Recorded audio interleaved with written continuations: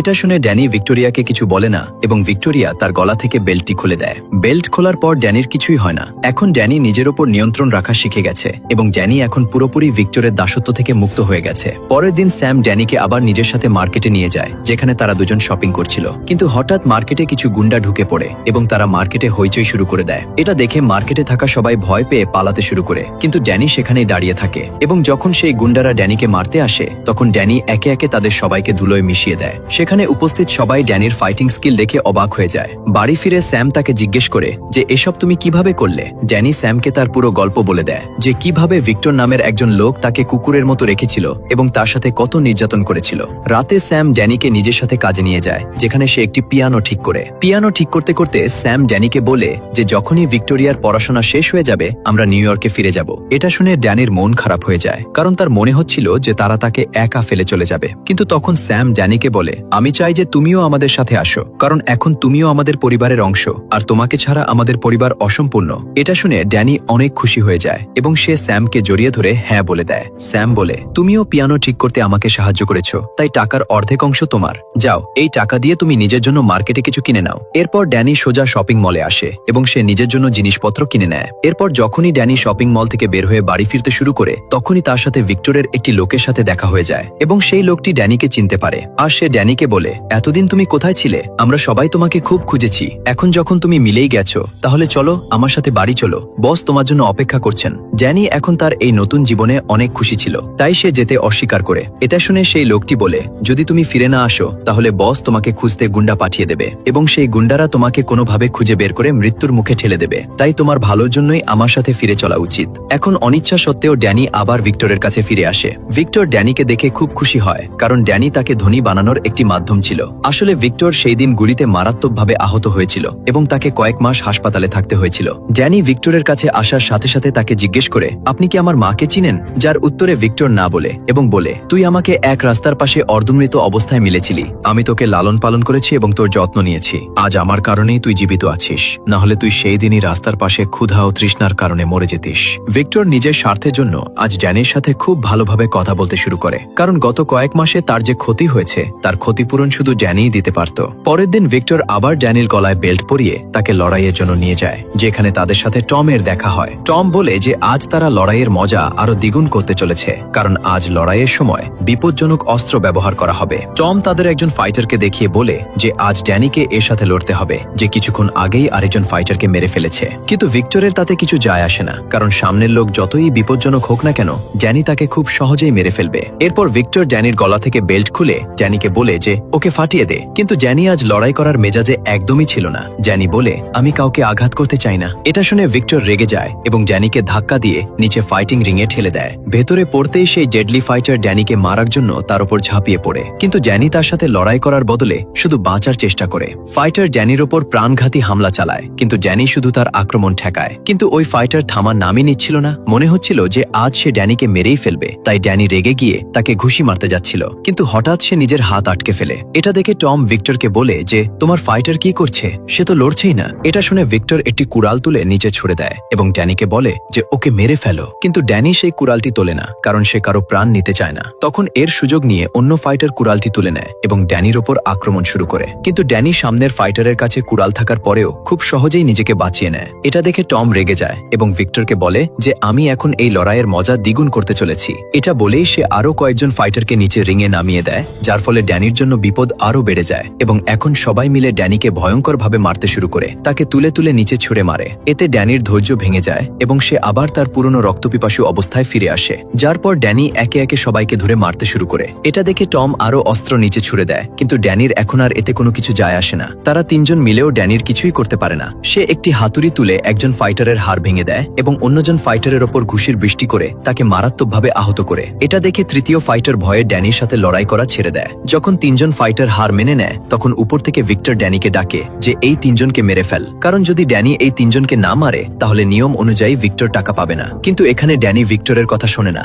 এবং সেই ফাইটারদের এভাবেই ছেড়ে দেয়। এটা দেখে ভিক্টর খুবই রেগে যায়, কারণ আজ ড্যানির এত ভালো লড়াই করা সত্ত্বেও ভিক্টর 1 টাকাও রোজগার করতে পারেনি। রাগে ভিক্টর ড্যানিকে নিজের ঘাঁটিতে নিয়ে যায় এবং সেখানে তারা ড্যানিকে ভয়ঙ্করভাবে মারধর করে, কারণ আজকের লড়াইয়ে সে ভিক্টরের কোনো কথাই শোনেনি। তাই ভিক্টর আবার ড্যানিকে খাঁচায় বন্দী করে দেয়। অন্যদিকে আমরা স্যাম ও ভিক্টোরিয়া ভিক্টোরিয়াকে দেখি। তারা দুজন ড্যানির জন্য খুবই চিন্তিত ছিল যে ড্যানি কোথায় চলে গেল। ভিক্টোরিয়া সবচেয়ে বেশি চিন্তিত ছিল, কিন্তু তারা দুজন জানতো না যে বেচারা ড্যানি আবার কত কঠিন পরিস্থিতিতে আটকে পড়েছে। এরপর আমরা ড্যানিকে দেখি যে খাঁচায় বন্দী, এবং সে এখন ভিক্টোরিয়া ও স্যামের সাথে থাকতে চায়। এখন তার এই ধরনের জীবন একদমই পছন্দ নয়, তাই সে কোনো মতে এই খাঁচা থেকে বের হয় এবং সোজা ভিক্টরের ঘরে পৌঁছায়, যেখানে সে অনেকগুলো ছবি পায়। সেই ছবিগুলোর মধ্যে তার নিজের ছোটবেলার একটি ছবি পায়, যেখানে ড্যানি তার মায়ের সাথে দাঁড়িয়েছিল।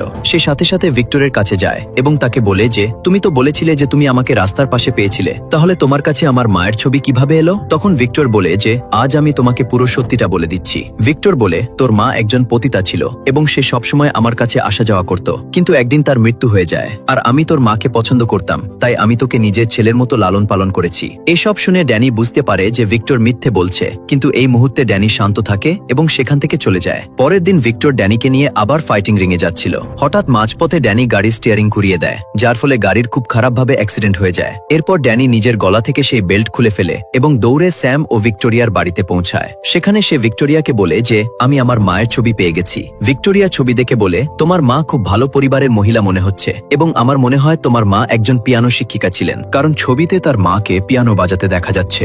স্যামও সেখানেই উপস্থিত থাকে এবং সে তাদের কথা শুনছিল। তখন স্যাম ভিক্টোরিয়াকে বলে ছবিতে তুমি আর কি কি দেখতে পাচ্ছ? ভিক্টোরিয়া বলে ছবিটি একটি অডিটোরিয়ামে তোলা হয়েছিল। ভিক্টোরিয়া স্যামকে সেই অডিটোরিয়ামের বিস্তারিত বর্ণনা দেয়, যা শুনে স্যাম বুঝতে পারে যে এই অডিটোরিয়ামটি কোথায় আছে। যার পর তারা তিনজন সেই একই অডিটোরিয়ামে পৌঁছে যায় যেখানে ড্যানির মা এই ছবিটি তুলেছিলেন। সেখানে এক বৃদ্ধা লাইব্রেরিয়ান তাদের বলে যে এই মেয়েটি অনেক বছর আগে চীন থেকে এখানে এসেছিল এবং সে খুব চমৎকার পিয়ানো বাজাতো। তার একটি ছেলেও ছিল, কিন্তু একদিন তারা দুজন হঠাৎ কোথায় যেন অদৃশ্য হয়ে গেল। সেই বৃদ্ধা মহিলা তাদের আরেকটি ছবি দেয় যেখানে ড্যানির মায়ের মুখ স্পষ্টভাবে দেখা যাচ্ছিল। এরপর তারা সবাই বাড়ি ফিরে আসে। রাতে যখন ভিক্টোরিয়া ড্যানির ঘরে আসে, তখন সে দেখে ড্যানি তার মায়ের ছবির দিকে তাকিয়ে তাকে স্মরণ করছে। এটা দেখে ভিক্টোরিয়াও খুব আবেগপ্রবণ হয়ে পড়ে এবং ভিক্টোরিয়া ড্যানির কাছ থেকে তার মায়ের ছবি নিয়ে ছবিটি মন দিয়ে দেখে এবং তার মা যে মিউজিকটি বাজাচ্ছিল সেটি বের করে ফেলে। তারপর ভিক্টোরিয়া ড্যানির মুখে হাসি ফোটানোর জন্য ড্যানিকে সেই মিউজিকটি বাজিয়ে শোনায়। আর যখনই সেই সুরের ধ্বনি ড্যানির কানে পৌঁছায়, তখন তার নিজের ছোটবেলার কথা মনে পড়তে শুরু করে। তার মনে পড়ে যে অনেক বছর আগে যখন সে ছোট ছিল, তখন সে তার মায়ের সাথে ছিল এবং একদিন তার মা তাকে একটি আলমারিতে লুকিয়ে রেখে চুপ থাকতে বলে। তখনই কিছু গুন্ডা তার বাড়িতে ঢুকে পড়ে, আর সেই গুন্ডাদের মধ্যে ভিক্টরও ছিল। ভিক্টর ড্যানির মাকে বিরক্ত করতে শুরু করে, কারণ ড্যানির মা ভিক্টরের কাছ থেকে কিছু টাকা ঋণ নিয়েছিল, আর ভিক্টর টাকার বদলে ড্যানির মার কাছ থেকে ড্যানিকে ছিনিয়ে নিতে চাইছিল। কিন্তু যখনই কিছু গুন্ডা ড্যানিকে ছিনিয়ে নিতে যায়, তখন মাঝখান থেকে ড্যানির মা ভিক্টরকে বাধা দেয়, যার ফলে ভিক্টর রেগে গিয়ে ড্যানির মাকে গুলি করে মেরে ফেলে। তারপর ভিক্টর ড্যানিকে তুলে নিজের সাথে নিয়ে যায়। এসব দেখে ড্যানি বুঝতে পারে যে আমার এই অবস্থার জন্য আর আমার মাকে মারার জন্য দায়ী আর কেউ নয়, শুধু ভিক্টর। এবং এখন এইসব কথা ড্যানি স্যাম ও ভিক্টোরিয়াকে বলে দেয় এবং তাদের বলে যে আমাদের দ্রুত জিনিসপত্র গুছিয়ে এখান থেকে বেরিয়ে যেতে হবে, ওরা আমাদের খুঁজছে। যদি ওরা এখানে চলে আসে, তাহলে আমার সাথে তোমাদের দুজনকেও মেরে ফেলবে। অন্যদিকে আমরা ভিক্টরকে দেখি, যেখান থেকে ড্যানি শপিং করত। ভিক্টর সেখানকার একজন কর্মীকে ড্যানির ছবি দেখিয়ে বলে যদি তুমি আমাকে এই লোকের ঠিকানা না দাও, তাহলে আমি তোমাকে মেরে ফেলবো। ভয়ে কর্মীটি ভিক্টরকে ড্যানির ঠিকানা দিয়ে দেয়। অন্যদিকে যখনই ড্যানিরা এখান থেকে বের হতে যাচ্ছিল, তখনই ভিক্টরের গুন্ডারা স্যামের বাড়ির বাইরে পৌঁছে যায়। তখন ড্যানি দ্রুত ভিক্টোরিয়া ও স্যামকে একটি আলমারিতে বন্দী করে দেয় এবং নিজে দৌড়ে সেই বাড়ি থেকে বের হয়ে অন্য একটি বাড়িতে চলে যায়, যাতে ভিক্টর বুঝতে না পারে যে ড্যানি কোন বাড়িতে থাকত।